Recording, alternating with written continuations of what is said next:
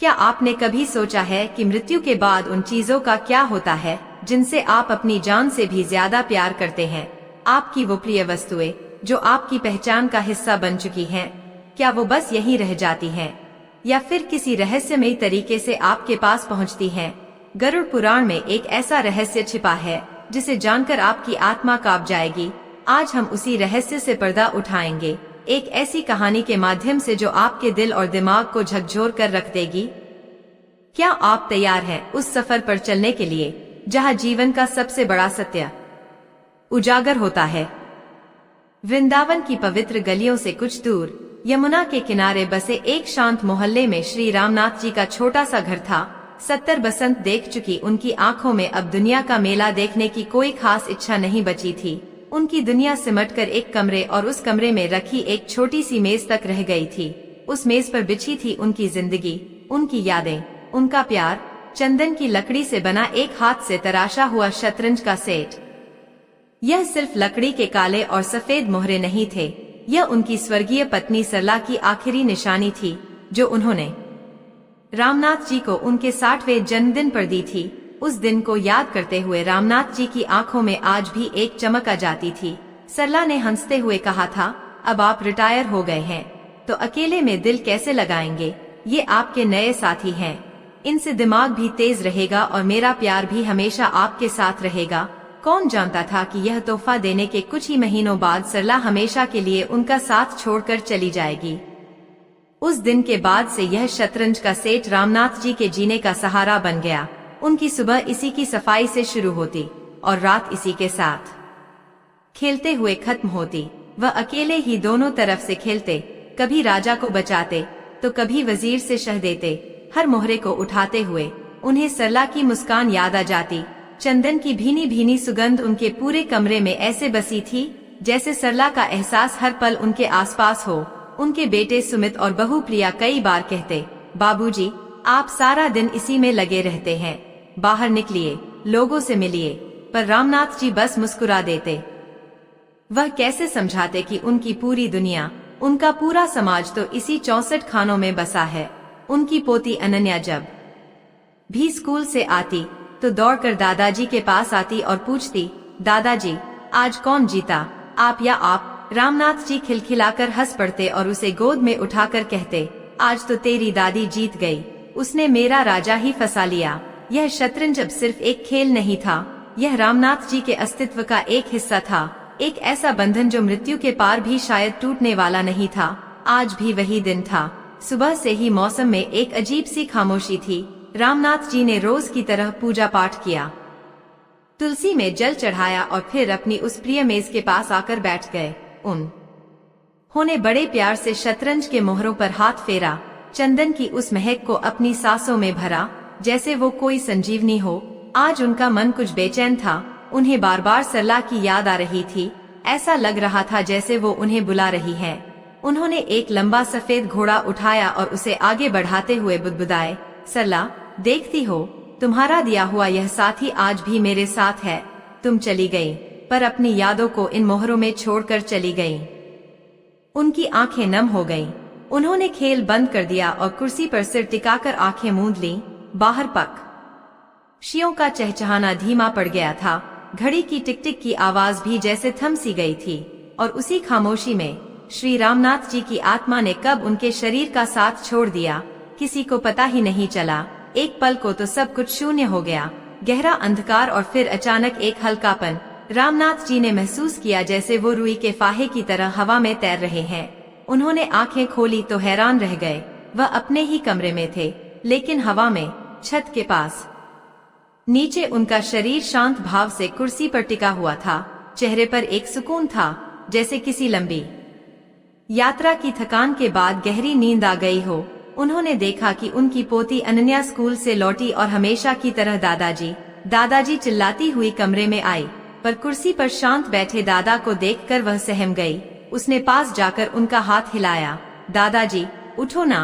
पर कोई जवाब नहीं आया। रामनाथ जी की आत्मा चीख पड़ी, अनन्या बेटा मैं यही हूँ, देख मुझे। पर उनकी आवाज किसी तक नहीं पहुँची। वह एक अदृश्य दर्शक बन चुके थे। कुछ ही देर में घर में कोहराम मच गया। सुमित और प्रिया बदहवास से डॉक्टर को बुला रहे थे। घर में रिश्तेदारों का आना जाना शुरू हो गया। हर कोई रो रहा था, बिलख रहा था। रामनाथ जी सब देख रहे थे। वह अपनी बहू को दिलासा देना चाहते थे, अपने बेटे के कंधे पर हाथ रखना चाहते थे, पर वह विवश थे। उनका शरीर अब मिट्टी का एक पुतला मात्र था और उनकी आत्मा मोह और भ्रम के एक अजीब से जाल में फंस गई थी। उनकी नजर बार बार उस मेज पर जा रही थी जहां उनका प्रिय शतरंज का सेट रखा था, उसका एक मोहरा जिसे उन्होंने आखिरी बार उठाया था। अब भी बिसात के बीचों बीच खड़ा था। एक तीव्र इच्छा, एक तड़प उनके अंदर उठी, उस चंदन की लकड़ी को एक बार छूने की, उस महक को एक बार फिर महसूस करने की। उन्होंने अपनी पूरी शक्ति लगाकर उस मेज की तरफ बढ़ने की कोशिश की, पर जैसे कोई अदृश्य दीवार उन्हें रोक रही थी। वह छटपटा रहे थे। एक ऐसी कैद में थे जहां सब कुछ दिख रहा था, पर कुछ भी उनके बस में नहीं था। दोस्तों, क्या आपने कभी इतना अकेलापन और इतनी बेबसी महसूस की है, जहां आपके अपने आप के सामने रो रहे हों और आप उन्हें छू भी न सकें? अगर आपको रामनाथ जी का यह दर्द महसूस हो रहा है, तो इस कहानी को एक लाइक जरूर करें और कमेंट में ओम शांति लिखकर उनकी आत्मा की शांति के लिए प्रार्थना करें। और अगर आप जानना चाहते हैं कि इस गहरे मोह का आगे क्या हुआ, तो कहानी को अंत तक जरूर देखिएगा, क्योंकि रहस्य अब गहराने वाला है। रामनाथ जी की आत्मा इसी छटपटाहट में थी कि अचानक कमरे का तापमान गिरने लगा। एक अनजानी सी ठंडक उनकी रूह तक को कंपा गई। कमरे में जल रहा दिया अचानक फड़फड़ा कर बुझ गया और उस अर्ध अंधकार में उन्हें दो विशाल और भयावह आकृतियां प्रकट होती हुई दिखीं।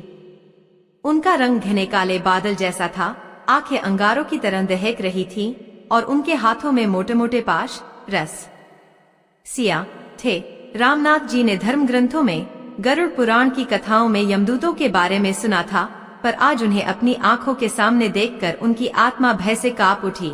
वह समझ गए कि उनका समय पूरा हो चुका है और अब इस दुनिया से विदा लेने की घड़ी आ गई है। उन दोनों में से एक यमदूत ने अपनी भारी और कर्कश आवाज में कहा, हे जीवात्मा, तुम्हारा पृथ्वी पर का समय समाप्त हो चुका है।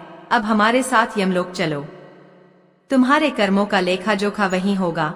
रामनाथ जी की आत्मा ने कांपते हुए अपनी नजरें एक बार फिर उस शतरंज के सेट पर डाली। उनका सारा मोह, सारी आसक्ति उसी एक वस्तु में सिमट आई थी। उन्होंने मन ही मन गिड़गिड़ाते हुए कहा, नहीं, मैं कहीं नहीं जाऊंगा। यह मेरा घर है, वो मेरा शतरंज है, मैं उसे छोड़कर नहीं जा सकता। यमदूतों के चेहरे पर कोई भाव नहीं आया। दूसरे ने कहा, मोह ही मृत्यु के पश्चात आत्मा के दुख का सबसे बड़ा कारण है। इस नश्वर वस्तु का मोह त्यागो और अपने कर्म पथ पर अग्रसर हो। पर रामनाथ जी की आत्मा के लिए यह उपदेश सुनने और समझने की अवस्था नहीं थी। वह एक बच्चे की तरह जिद पर अड़ गए थे। उनकी पूरी चेतना उस शतरंज के सेट से किसी अदृश्य धागे से बंधी हुई थी।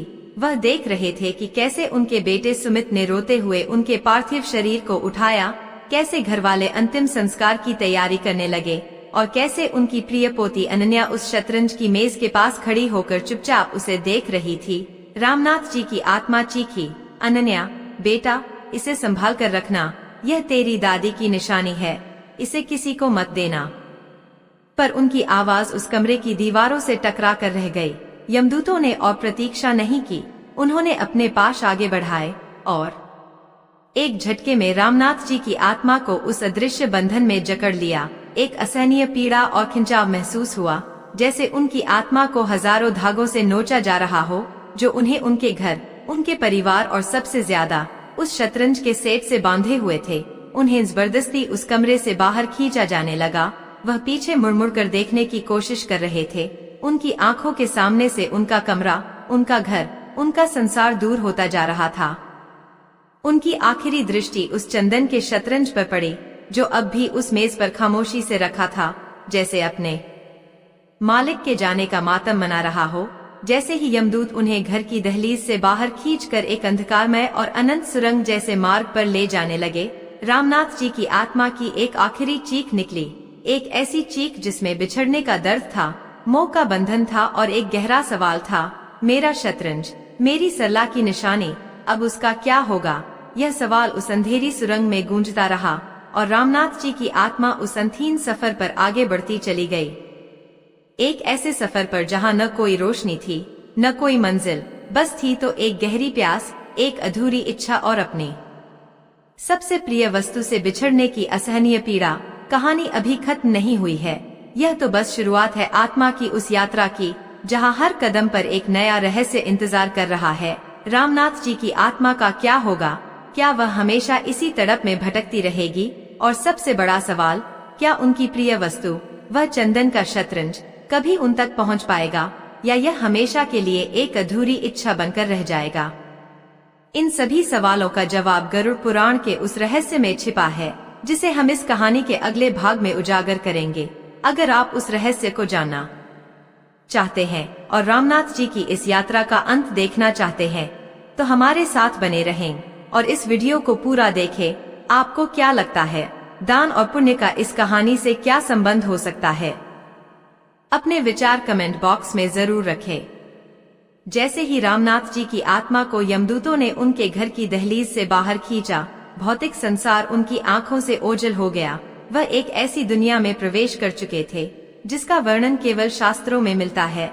एक अंतहीन स्याह सुरंग, जिसमें न तो कोई दिशा थी न कोई प्रकाश, बस एक सर्द रहस्यमयी हवा थी जो आत्मा के आर पार हो जाती थी।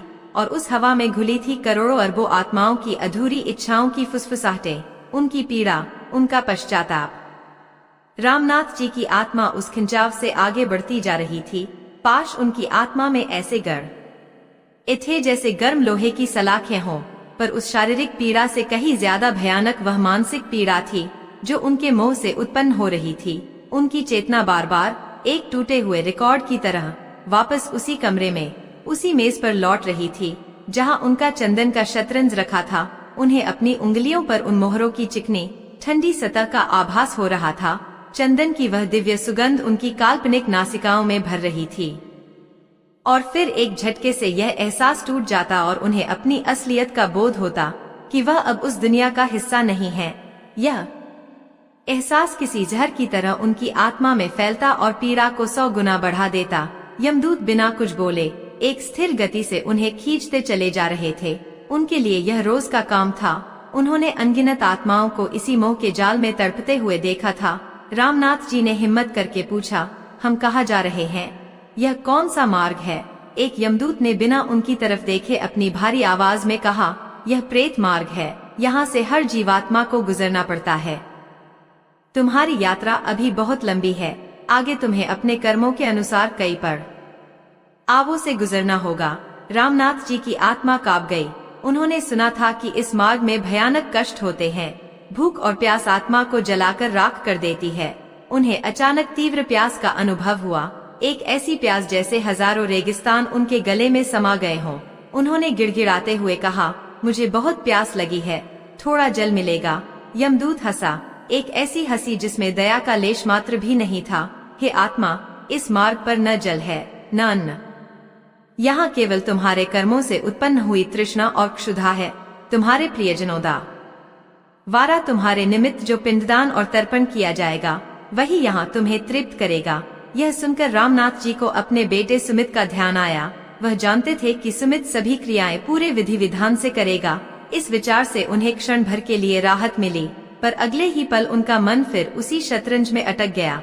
और मेरी प्रिय वस्तुएं, मेरा वह शतरंज, क्या वह मुझे कभी नहीं मिलेगा? यमदूत ने कहा, भौतिक वस्तुएं भौतिक संसार में ही रह जाती हैं। आत्मा के साथ केवल उसके कर्म, उसकी वासनाएं और उसका मोह यात्रा करते हैं। और तुम हारा, यह मोह ही तुम्हारी सबसे बड़ी पीड़ा बनेगा। और ऐसा ही हो रहा था। जैसे जैसे वह आगे बढ़ रहे थे, उनकी शतरंज के प्रति आसक्ति एक भयानक राक्षस का रूप लेती जा रही थी। वह उस खेल के अधूरे दाव याद कर रहे थे। वह याद कर रहे थे कि कैसे वह अपनी पत्नी सरला को याद करते हुए उस घोड़े को ढाई घर चलाते थे। यह यादें अब सुकून नहीं बल्कि कांटे की तरह चुभ रही थी, क्योंकि अब वह जानते थे कि वह उस घोड़े को फिर कभी नहीं छू पाएंगे। दोस्तों, जरा सोचिए उस आत्मा की पीड़ा के बारे में जो अपने ही बनाए मोह के पिंजरे में कैद है। यह कहानी सिर्फ रामनाथ जी की नहीं, बल्कि हर उस इंसान की है जो सांसारिक वस्तुओं से खुद को जोड़ लेता है। अगर आप इस यात्रा के रहस्य को और गहराई से समझना चाहते हैं और जानना चाहते हैं कि परिवार का प्रेम कैसे आत्मा की इस पीड़ा को शांत कर सकता है, तो इस वीडियो को लाइक करें और कमेंट में बताएं कि आपके जीवन में सबसे प्रिय वस्तु कौन सी है। और हाँ, अगर आपने अभी तक सब्सक्राइब नहीं किया है तो कर लीजिए, क्योंकि जो रहस्य अब खुलने वाला है वह आपके जीवन को देखने का नजरिया बदल देगा।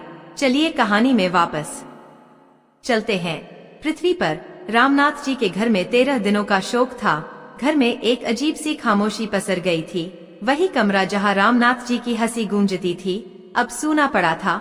सुमित अपने पिता के जाने के गम में डूबा हुआ था, पर उससे भी ज्यादा उसे इस बात की चिंता थी कि सारे क्रियाक्रम ठीक से हों ताकि उनके पिता की आत्मा को शांति मिले। परिवार के विद्वान पुरोहित पंडित ज्ञानदेव जी हर दिन गरुड़ पुराण का पाठ करने आते ताकि परिवार के लोग मृत्यु के सत्य और आत्मा की यात्रा के विधान को समझ सकें। 12 दिन बीत चुके थे। 13वीं की तैयारी चल रही थी। सुमित ने अपने पिता की आत्मा की तृप्ति के लिए सभी जरूरी दान पुण्य की वस्तुओं की सूची बना ली थी।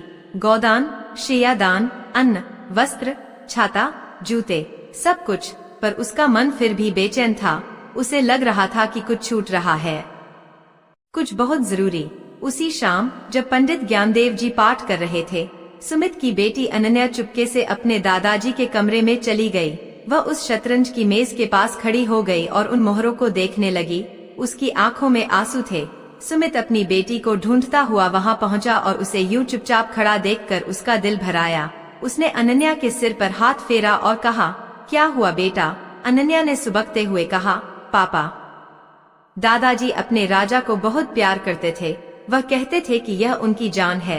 अब दादाजी चले गए तो उनके राजा का क्या होगा? क्या वह भी अकेला हो गया?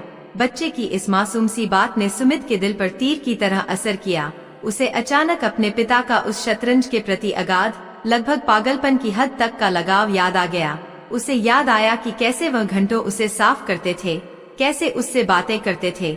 सुमित को लगा कि यही वह चीज है जो छूट रही है। वह तुरंत पंडित ज्ञानदेव जी के पास गया और उन्हें यह सारी बात बताई।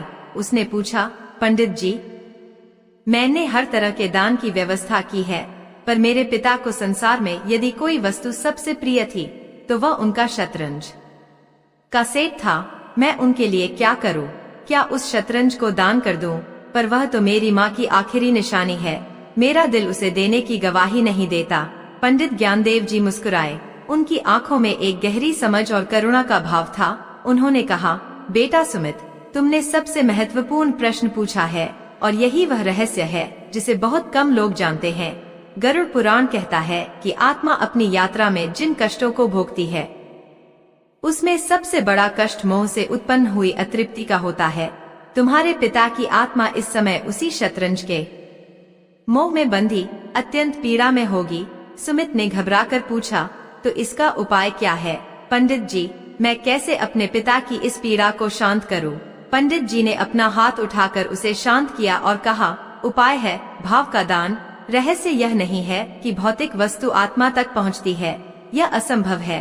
रहस्य यह है कि उस वस्तु से जुड़ी संतुष्टि और तृप्ति का भाव आत्मा तक पहुंचाया जा सकता है जब तुम मृतक की सबसे प्रिय वस्तु या वैसी ही कोई नई वस्तु पूरे श्रद्धा भाव से किसी सुपात्र ब्राह्मण या जरूरतमंद को संकल्प लेकर दान करते हो, तो उस दान से उत्पन्न होने वाला पुण्य और उस वस्तु को पाकर उस ब्राह्मण को जो संतुष्टि मिलती है वह एक ऊर्जा के रूप में परिवर्तित होकर सूक्ष्म रूप में सीधे उस भटकती हुई आत्मा तक पहुंचती है और उसे तृप्त करती है। यह ठीक वैसा ही है जैसे तुम यहाँ से किसी दूसरे शहर में अपने किसी प्रियजन को मनी ऑर्डर भेजते हो। तुम्हारे दिए हुए नोट वहाँ नहीं पहुँचते, पर उनका मूल्य पहुँच जाता है और वह उस मूल्य से अपनी जरूरत की चीज खरीद कर संतुष्ट होता है। ठीक इसी तरह तुम्हारा दिया हुआ दान तुम्हारे पिता की माँ के लिए आध्यात्मिक मनी ऑर्डर का काम करेगा। यह सुनकर सुमित की आंखों में एक नई चमक आ गई। उसे रास्ता मिल गया था। उसने कहा, पंडित जी, मैं समझ गया, पर क्या मुझे वही पुराना शतरंज देना होगा? पंडित जी ने कहा, नहीं, वह तुम्हारी माँ की स्मृति है, उसे अपने पास रखो। तुम ठीक वैसा ही या उससे भी उत्तम चंदन की लकड़ी का एक नया शतरंज का सेट खरीदो और उसे कल 13वीं के दिन अपने पिता का स्मरण करते हुए पूरे विधि विधान से दान करो। विश्वास रखो, तुम्हारा यह भाव, यह प्रेम तुम्हारे पिता तक अवश्य पहुँचेगा। उस रात सुमित को नींद नहीं आई। अगले ही दिन सुबह सुबह वह वृंदावन के सबसे प्रसिद्ध बाजार में गया। उसने कई दुकानें छानी और आखिरकार उसे एक दुकान पर ठीक वैसा ही, बल्कि उससे भी ज्यादा सुंदर, हाथ से तराशा हुआ चंदन की लकड़ी का शतरंज का सेट मिल गया। उसे हाथ में लेते ही चंदन की वही दिव्य सुगंध फैली जो उसके पिता के कमरे में हमेशा बसी रहती थी। सुमित की आंखें भर आईं। उसने उस सेट को खरीदा और घर ले आया। 13वीं का दिन आया। घर में हवन और पूजा का आयोजन हुआ। सभी रिश्तेदार मौजूद थे। पंडित ज्ञानदेव जी ने विधि विधान से सारे कर्मकांड संपन्न कराए। अंत में दान का समय आया। सुमित ने सभी वस्तुएं एक एक करके दान की और फिर वह उस नए शतरंज के सेट को एक रेशमी वस्त्र में लपेटकर आगे लाया। उसने उसे अपने दोनों हाथों में उठाया, आंखें बंद की और अपने पिता का स्मरण किया। उसने मन ही मन कहा, हे पिताश्री, आप जहाँ कहीं भी हों, कृपा करके मेरे इस छोटे से अर्पण को स्वीकार करें। यह आपके सबसे प्रिय खेल की प्रतिकृति है। मैं इसे पूरे श्रद्धा भाव से दान कर रहा हूँ ताकि इसका पुण्य फल आपको मिले और आपकी आत्मा को उस मोह से मुक्ति और परम शांति प्राप्त हो। यह कहकर उसने कांपते हुए हाथों से वह शतरंज का सेट पंडित ज्ञानदेव जी के हाथों में सौंप दिया। पंडित जी ने उसे स्वीकार किया और मंत्रोच्चार के साथ उस दान का संकल्प पूरा कराया। जिस क्षण पृथ्वी पर सुमित ने यह दान किया, उसी क्षण करोड़ों मील दूर उस अंधकार में प्रेत मार्ग पर एक चमत्कार हुआ। रामनाथ जी की आत्मा यमदूतों के साथ खिंचती हुई एक भयानक नदी के किनारे पहुंची थी। यह वैतरणी नदी थी, जिसका वर्णन शास्त्रों में नर्क की नदी के रूप में आता है। उसमें जल की जगह मवाद, रक्त और हड्डियां बह रही थी और उसमें से असहनीय दुर्गंध आ रही थी। यमदूतों ने कहा, हे आत्मा, अब तुम्हें यह नदी पार करनी है। जैसा तुम्हारा कर्म होगा वैसा ही तुम्हारा अनुभव होगा। रामनाथ जी की आत्मा उस नदी को देखकर भय से सिहर उठी। उनकी प्यास और मोह की पीड़ा अपने चरम पर थी। वह उस शतरंज के लिए ऐसे तड़प रहे थे जैसे जल बिन मछली। उन्हें लग रहा था कि अब वह इस कष्ट को और नहीं सह पाएंगे। वह जैसे ही उस नदी में प्रवेश करने के लिए विवश किए गए, अचानक एक पल के लिए सब कुछ थम गया। उस घोर अंधकार में एक शीतल दिव्य प्रकाश की किरण कहीं से आकर सीधे रामनाथ जी की आत्मा पर पड़ी। एक पल में उनकी अनंत काल की प्यास बुझ गई, जैसे उन्होंने अमृत का पान कर लिया हो। उनकी आत्मा को जलाती हुई मोह की अग्नि शांत हो गई और सबसे अद्भुत बात यह हुई कि उन्हें अपने हाथों में चंदन के मोहरों का स्पर्श और नथनों में उसकी दिव्य सुगंध का अनुभव हुआ। यह अनुभव पीड़ादायक नहीं बल्कि परम संतोष देने वाला था।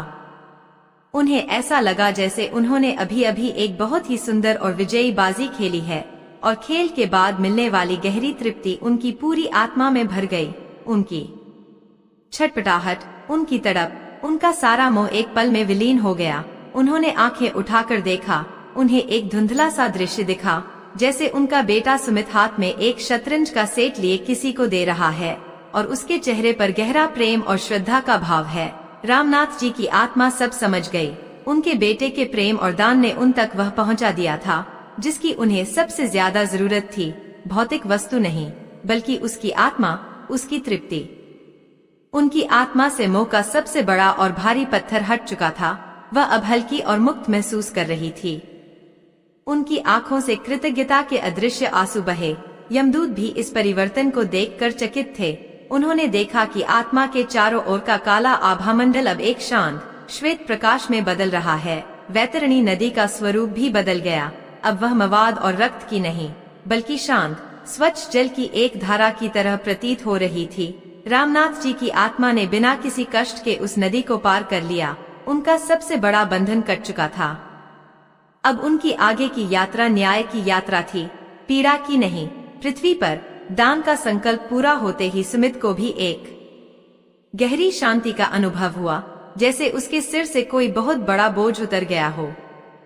उसके घर में छाई उदासी की धुंध छंट गई और एक पवित्र शांति ने स्थान ले लिया। उस दिन के बाद सुमित ने अपने पिता के उस पुराने शतरंज के सेट को एक कांच के सुंदर बक्से में संभाल कर रख दिया। अब जब भी वह उसे देखता तो उसे दुख नहीं बल्कि एक गहरा संतोष होता। वह समझ गया था कि सच्चा प्रेम वस्तुओं में नहीं बल्कि भावों में होता है और यह भाव इतने शक्तिशाली होते हैं कि मृत्यु की सीमाओं को भी लांघ जाते हैं। तो दोस्तों, यह थी कहानी रामनाथ जी और उनके शतरंज की। और यह था गरुड़ पुराण का वह महान रहस्य कि हमारी प्रिय वस्तुएं हम तक कैसे पहुंचती हैं। वे भौतिक रूप में नहीं बल्कि हमारे प्रियजनों द्वारा किए गए दान और प्रेम के पुण्यफल के रूप में पहुंचती हैं और हमारी आत्मा को तृप्त करती हैं। प्रेम और श्रद्धा से किया गया एक छोटा सा दान भी परलोक की यात्रा में भटकती आत्मा के लिए सबसे बड़ा सहारा बन सकता है। यही इस कहानी का और हमारे शास्त्रों का सबसे बड़ा और सकारात्मक संदेश है।